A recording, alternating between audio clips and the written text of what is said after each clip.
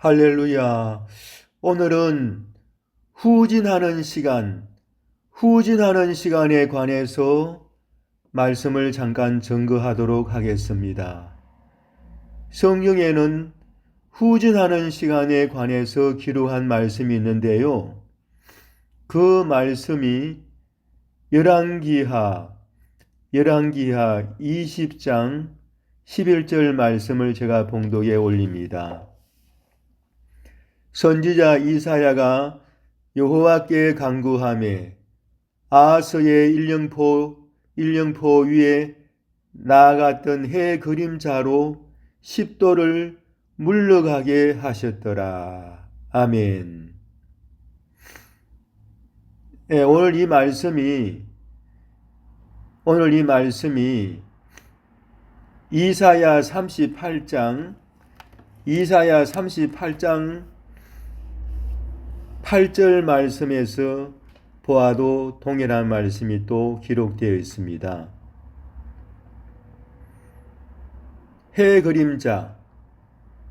우리가 과거에는 시간을 우리가 이제 알게 하기 위해서 과거에는 시계들이 많이 좋지 않았잖아요. 그래서 해 그림자를 통하여서 시간을 측정하고 아는 그러한 방법이 있었습니다. 그런데 거기에 해 그림자, 일령표, 해의 시간을 표시하는 그 일령표 위에 해 그림자를 10도를 뒤쪽으로 물러가게 하셨더라는 기록의 말씀이 있습니다. 해 그림자는 앞으로 이렇게 그림자가 나타나게 되어 있는데 뒤로 갔다는 것은 시간이 뒤로 후진했다는 것을 나타내 주고 있지요. 시간이 뒤로 후진했다는 것은 우리 사람의 생각으로는 도저히 납득이 가지 않는 그러한 하나님의 능력과 역사인 것입니다. 오늘 이 말씀은 또 여호수아 10장에도 동일하게 이러한 내용의 말씀이 있는데요. 여호수아 10장 13절 말씀을 봉독에 올립니다. 태양이 머물고 달이 멈추기를 백성이 그 대적에게 원수를 갚기까지 하였느니라. 야살의 책에 태양이 중천에 머물러서 거의 종일토록 속히 내려가지 아니하였다고 기록되지 아니하였느냐. 여호와께서 사람의 목소리를 들으신 이 같은 날은 전에도 없었고 후에도 없었나니 이는 여호와께서 이스라엘을 위하여 싸우셨음이니라. 아멘. 여호수아 10장에서도 오늘 말씀을 보면은 태양이 기브온 위에 머무르고 달도 아얄론 골짜기에 머물렀다. 그렇게 말씀이 나와 있습니다. 태양이 멈추고 달이 멈추었다는 것은 우리 사람의 생각으로는 이해할 수 없는 그러한 하나님의 능력이요 기적이었습니다. 태양이 정상적으로 움직이고 달도 정상적으로 움직였다면은 밤이 되었을 터인데 밤이 아니라 계속적으로 낮이 계속적으로 이어져서 그 전쟁에서 여호수아 장군이 아모리 적군들과 싸움에서 이겼다는 그러한 내용의 기사가 성경 속에 기록되어 있습니다. 태양이 멈추고 달이 멈추었다는 것은 바로 태양과 달이 가질 않고 멈추었다는 것은 그만큼 시간이 뒤쪽으로 반대쪽으로 후진했다는 것을 나타내 줄 수도 있습니다. 우리가 하나님께서 이사야 선지자를 통하여서 또는 히스기야 왕을 통하여서 보여주었던 해 그림자, 아하스 일령표에 나갔던 해 그림자를 10도를 뒤로 후진하게 했다는 그 내용의 말씀이나 여호수아 10장의 이 말씀이나 동일하게 시간이 뒤쪽으로 반대편으로 또 다시 말씀을 드리면은 옛날로 시간이 돌아갔다. 그러한 내용의 말씀이 되겠습니다. 할렐루야. 왜 하나님께서는 이렇게 그러한 역사와 기사를 이렇게 보여주셨을까요? 바로 이것은 하나님의 시간이라는 것은 도는 시간도 있다는 것을 가르쳐 주시는 것 같아요. 하나님은 에스겔서의 말씀을 보시면은 하나님의 신은 그 바퀴, 에스겔서 1장에 보면은 돌아가는 바퀴가 나오는데요. 내 생물 곁에는 네 바퀴가 있어서 돌아가는 바퀴가 있다고 설명해 주고 있습니다. 그 바퀴 안에, 그 바퀴 가운데의 중심에 하나님의 신이 그 속에 계신다 그랬어요. 그래서 하나님께서 어느 방향으로 어떠한 곳으로 이동을 하려고 하면은 내 생물과 그 생물 곁에 있는 바퀴도 함께 들려서 하나님과 함께 움직이는 그러한 일체 하나의 모습을 우리가 볼 수가 있는데요. 에스겔서 1장 20절의 말씀을 한번 봉독해 올릴게요. 어디든지 신이 가려하면 생물도 신이 가려하는 곳으로 가고 바퀴도 그 곁에서 들리니 이는 생물의 신이 그 바퀴 가운데 있음이라 그랬어요. 하나님의 신이 바퀴 중심에 있다는 것이지요. 바퀴 중심에 있다. 또 에스겔서 10장 13절 말씀을 봉독해 올릴게요. 내가 들으니 그 바퀴들을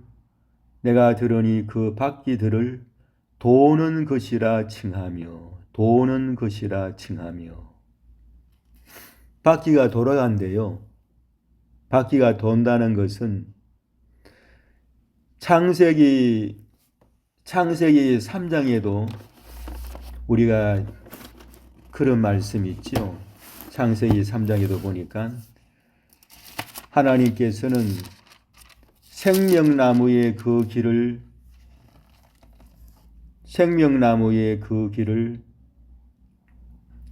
지키시기 위해서 에덴 동산 동편에 그룹들과 두루 도는 화영금을 두어 생명나무의 길을 지키게 하시니라.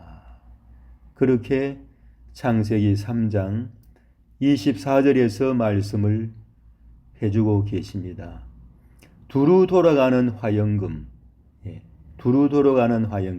하나님의 말씀은 둥글고 또한 돌아가고 있다는 이러한 진리를 우리가 에스겔서를 통하여서든지 창세기 3장의 이 말씀을 통하여서든지 잘 우리가 이해할 수가 있습니다. 하나님은 말씀이신데 그 신이 바퀴 가운데 중심에 있다.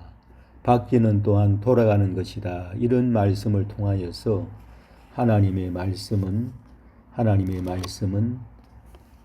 둥글며 또한 돌아가고 있다.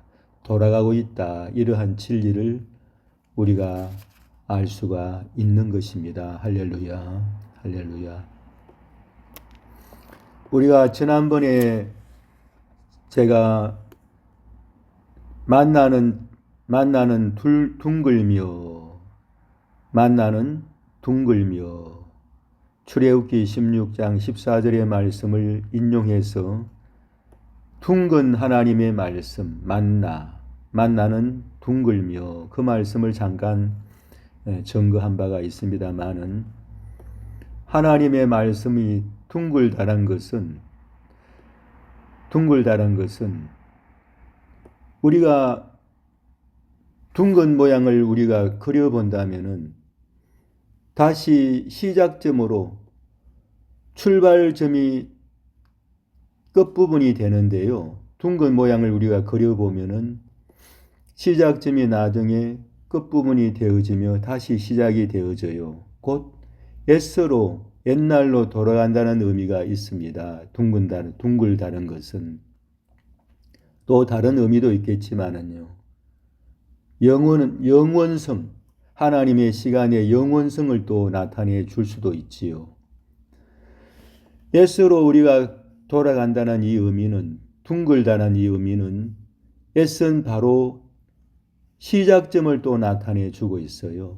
계속 돌아가고 있는 이 바퀴는 돌고 돈다는 이 바퀴는 반복이 되잖아요. 옛으로, 과거로 계속 돌아가고 있는 것이지요. 반복된다는 것은 과거의 어떠한 지점으로 계속 반복, 과거의 옛날의 어떠한 모양을 계속 반복하고 있는 것이지요. 바로 그것은 옛으로, 과거로 돌아간다는 의미가 되는 것이에요. 그러므로 이 옛이라는 것은 예수님의 십자가의 사건은 요한복음 8장 56절의 말씀을 보시면은 아브라함은 주님의 때를 보고 기뻐하고 즐거워했다고 했습니다. 요한복음 8장 56절 말씀을 보시면은 아브라함은 나의 때를 보고 기뻐하고 즐거워했다고 했어요. 예수님의 때는 십자가에 죽으시는 그 때, 십자가의 사건을 의미하고 있거든요. 그러므로 예수님의 십자가의 사건은 가장 앞으로 당겨지는, 옛날로 당겨지는 아브라함 때까지 거슬러 내려가는, 옛적으로 내려가는 그 사건이라는 거예요. 저와 여러분, 출애굽기 12장 말씀을 보아도 6월절을 그 해의 첫 달로 삼아라. 모든 달의 시작으로 삼으라고 했어요. 달을 앞당기신 거죠. 달을 앞당기신 거란 말씀이에요.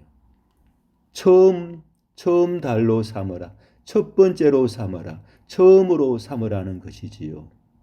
저와 여러분, 그래서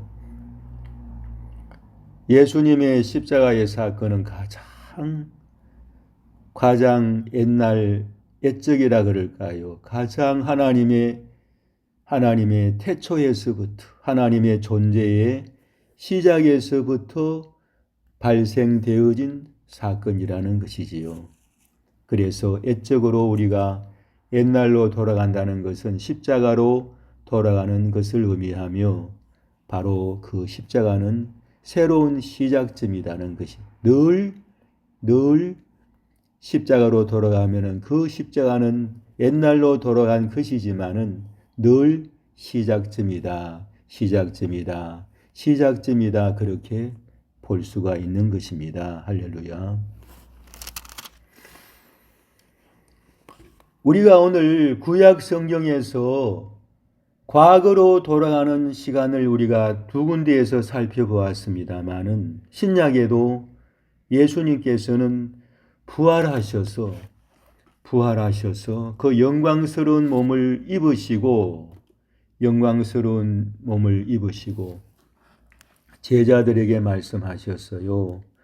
마태복음 28장 10절 말씀을 보시면은 이에 예수께서 가라사대 무수히 말라 가서 내 형제들에게 갈릴리로 가라 하라 거기서 나를 보리라 하시니라. 갈릴리로 가라 하라 거기서 나를 보리라 하시니라. 아멘. 예수님께서는 이 말씀을 마태복음 26장에서도 동일하게 말씀을 하시지요. 6월절 그 밤에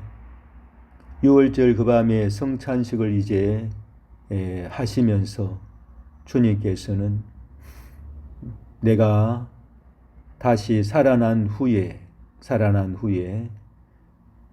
너희들보다도 먼저 갈릴리로 가리라 그런 말씀을 하셨습니다.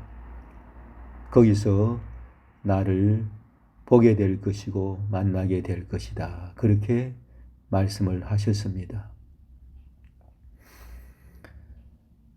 요한복음 말씀을 보시면은 갈릴리에는 처음 표적과 두 번째 표적이 있는 장소예요. 또한 갈릴리는 복음의 시작의 장소가 바로 갈릴리인 것입니다. 또한 갈릴리는 천하고 낮은 사람들이 있는 그러한 장소로 대명사로 그렇게 낮은 장소, 비천한 장소, 작은 장소의 모습이 갈릴리인 것입니다. 그런데 예수님께서는 부활의 영광스러운 몸을 입으시고 제자들과 함께 처음으로 함께 만나는 그 장소를 갈릴리로 그렇게 부르고 선택하신 것입니다. 그러므로 예수님도 부활하셨지만은 다시 처음으로 복음의 시작점으로 가신 것이에요. 처음 표적과 두 번째의 표적이 있는 그 십자가의 표적으로 가신 거예요. 저와 여러분, 우리는 오늘날 갈릴리로 가야 되는 신앙이 되어야 합니다. 그래야만이 바로 그것은 십자가로 가는 신앙이 되는 것입니다.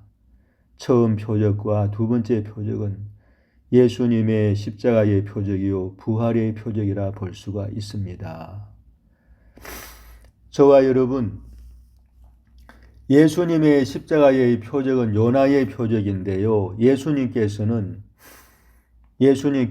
요나의 표적밖에는 너희에게 보여줄 것이 없다고 말씀하셨어요.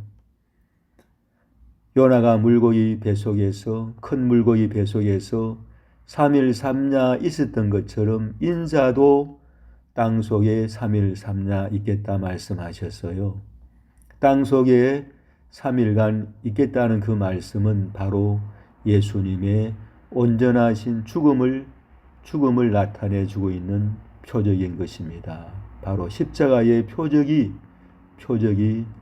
바로 요나의 표적인 것입니다.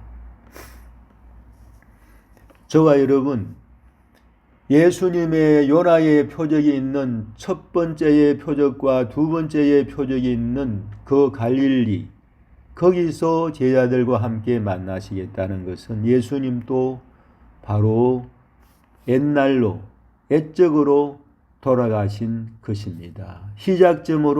다시 복음의 시작점으로 돌아갔으니 예수님도 바로 하나님의 말씀이 되시니까 둥근 원을 그리시면서 동그라미를 그리시면서 시작점으로 처음으로 돌아가신 사건이 바로 갈릴리에서 제자들과 함께 만난 사건이 되겠습니다. 할렐루야, 할렐루야. 승리하시기를 바랍니다. 우리는 동그라미 시간, 필자가 동그라미 시간을 한번 그렇게 표현해 보았고 붙여보았습니다. 동그라미 시간이라는 것은 둥근 모양이 동그라미잖아요. 원을 한번 그려보세요. 둥근 운동장을 한번 걸어보세요. 둥근 운동장을 걸어보시면은 시작점이 다시 시작점으로 되어지는 것입니다. 우리가 앞으로 가는 듯 하나, 운동장을 걸으면은 앞으로 가는 듯 하나, 우리가 끝부분에서는 다시 원점으로, 시작점으로 돌아온다는 사실을 우리가 알 수 있습니다. 하나님의 말씀은 작고 둥글다, 그렇게 둥근 모습이다, 그렇게 성경에서 우리에게 증거하고 있습니다. 저와 여러분, 둥근 하나님의 말씀, 둥근 하나님의 만나, 출애굽기 16장 14절에서 그 하늘에서 내려온 만나는 작고 둥글다 그랬어요. 태양과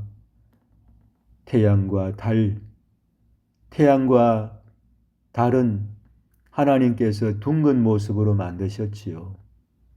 그리고 태양도 돌고 있고 달도 돌고 있습니다. 다 이것은 만물을 보아서 우리가 하나님의 말씀을 우리가 깨닫는 것이지요. 둥근 모습을 보아서 우리는 애적으로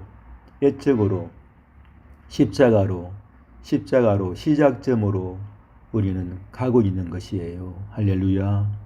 승리하시기를 바랍니다. 십자가의 신앙을 붙잡고 승리하시기를 바랍니다. 요한일서에 이러한 말씀이 있습니다. 장수를 제가 금방 찾지를 못하는데 그 옛 계명은 바로 새 계명이다. 그렇게 말씀을 하고 계시지요. 예수님의 그 옛 말씀은 바로 새 말씀이다. 그러한 말씀이 요한 1서에서 기록되어 있는데요. 그렇습니다. 우리가 만나에 관해서 잠깐 말씀을 드린다면은 주일날 안식일 날에 거두던 그 만나는 6일째의 날에는 갑절로 만나를 거두었습니다. 아침에 하나님께서는 안식일 날에는 백성들이 만나를 거두지 말게 하시고 6일째 미리 만나를 갑절로 주셨어요. 그래서 안식일 날에 먹는